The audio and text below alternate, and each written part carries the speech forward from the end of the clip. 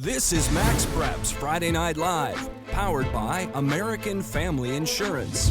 On the phone right now, we are being joined by Wells Dusenbury. He's from ESPN 760. He joins us. Speaking of a good game, we're going to another game. Manatee versus Fort Pierce. How's it going out there, Wells? This one is all wrapped up, and this one was an absolute rout. Manatee throttling Fort Pierce Central 51-0 in the 7A regional final. You know, this one, things looked good for Fort Pierce Central early on.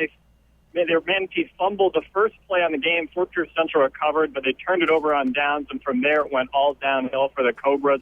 Manatee took a 3-0 lead into the second quarter, and from there, the Hurricanes scored 3 touchdowns in the first 3 minutes of the second quarter. Cord Sandberg, their star quarterback, committed Mississippi State, had 4 touchdowns on the night. Jawan Pollock added in a couple there, too. And Trayvon Walters killed them on the ground here, had 3 touchdowns rushing the ball there.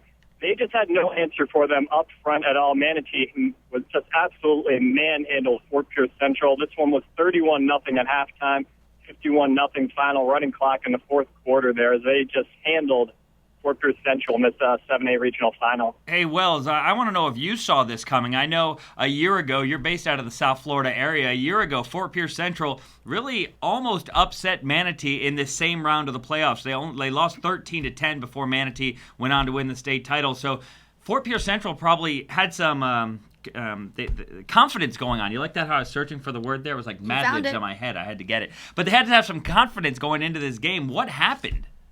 It was just, they just got destroyed up front. And as you mentioned, you know, this is a game I thought that they maybe had a chance. I knew how good Manatee was here, and you could feel on the Fort Pierce Central sideline. They were feeling amped up before the game. They felt ready, but they had a few big mistakes early on. They were unable to capitalize in the red zone. That's something that Josh Schaefer preached all this week when I talked to him. They got killed last year. They didn't capitalize on the red zone opportunities they had there. And then it was just the front four of Manatee just destroyed them. I asked Josh Schaefer after the game if he was surprised, and he was shocked by how much they couldn't do anything against them. Sam Vaughn, their quarterback, had no time in the pocket virtually all night long. They really couldn't get it. They've got some good wideouts. They had no time to get it to them at all. And on the other side, Manatee, they just ran at will versus Fort Pierce Central. On the ground, Cord Sandberg ran the ball as the quarterback spot.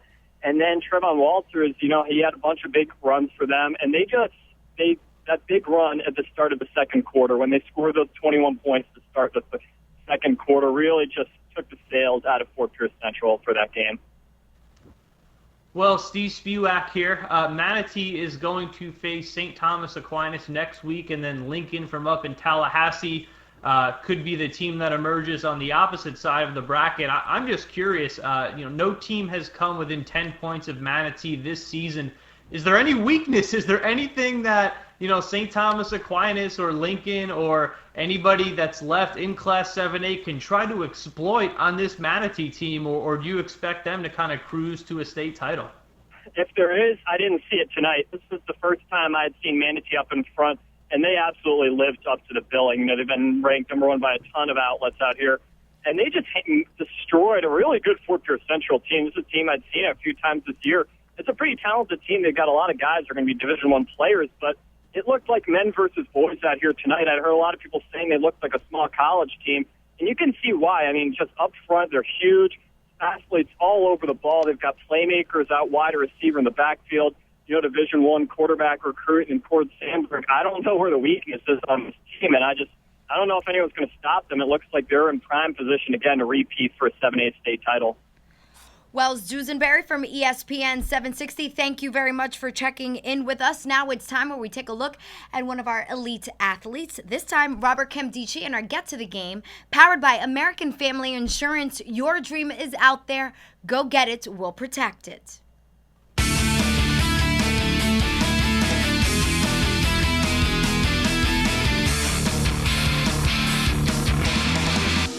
Get to the Game, powered by American Family Insurance. Robert Camdici, the consensus #1 recruit in the country, is a young man on a mission. My dream really is to play in the NFL one day. That's my dream. Our first game, Rob took a handoff. He was running over people, running through people. You're talking about a guy that weighs 281 pounds and runs a 4.5. He's a phenom. The quote that's been stuck with me forever was, hard work beats talent when talent doesn't work hard. Rob will not be outworked. and that's his determination. Robert knows that reaching his ultimate dream means setting goals along the way. I think it was a dream for him to be rated the #1 player in the country. I have help my parents, my coaches, friends. They do a good job by keeping me humble and keep me on that path to my dream. Robert deals with all the publicity probably better than I would, but Robert's well-grounded. The thing about Robert, his goals is they're usually team-oriented, and he wants to win and he wants to be successful with his team first. I often told him to kind of take it one day at a time. You have to enjoy the ride, don't let it get to you. Everybody here loves and respects Robert, so to us it's just Rob. To the media, he's a hero. Even with all of the distractions, Robert keeps his focus on his dream. I protect my dream by, staying dedicated, staying disciplined to the game, holding my teammates accountable, holding myself accountable. So life is about dreams. Whatever you're going to do, be the best NFL player, be the best student to dream big. Robert works hard to be the very best that he can do at anything, and he's good at it. His potential is just sky high from here. To see more great videos and enter for a chance to win an incredible football experience in New Orleans, go to amfam.com/gettothegame. Robert is working hard, so is MaxPreps reporter Logan Call, who is on the phone standing by. He's keeping a very close eye on Vista, Marietta, and Centennial game. Talk to us, Logan. How's it going? You know what? It's a packed house here tonight, and the first quarter just came to end, and I'm a little out of breath because I've been shooting the game, but it's been an action-packed first quarter. Centennial has had a lot of trouble handling the football. They have 4 fumbles in the first quarter alone, and thankfully only one of them was recovered by Vista Marietta, but they have an interception as well. So those 2 turnovers led to the first points of the game. Vista Marietta is up 7-0 right now. Logan, I wasn't kidding when I told you were when I tossed you and said you were working really hard. I kind of had an idea you were.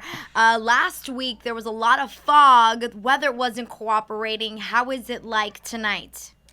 You know what? We really lucked out. I drove down from LA. It was raining the entire time. By the time I got here, the rain stopped. It's actually not even that cold tonight, and there was a little fog earlier, but as of game time, it's clear and great weather for football.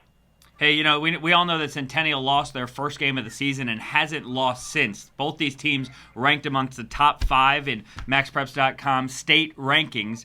So who do you think, at least looking at that first quarter, has the opportunity to win this game? Well, it's really interesting. Coming into this game, I hadn't covered either of these 2 teams yet, and I talked to both these coaches, looked into this matchup, and was really impressed with Centennial. I mean, it's a team that's averaging over 570 yards a game offensively, and I thought they kind of had a good chance to come in and pull the upset. But I was talking to Vista Marietta's head coach earlier today, and he said, if we can have a couple stops on defense early in the game, I think we have a good shot to win, and that's exactly what they've done so far. I mean, 0 points in the first quarter. For Centennial, who is averaging 53 points a game, is kind of a big storyline so far.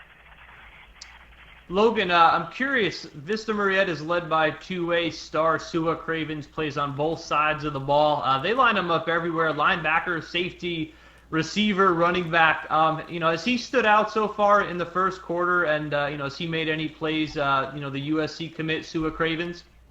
Yeah, it's interesting because I was going to mention him.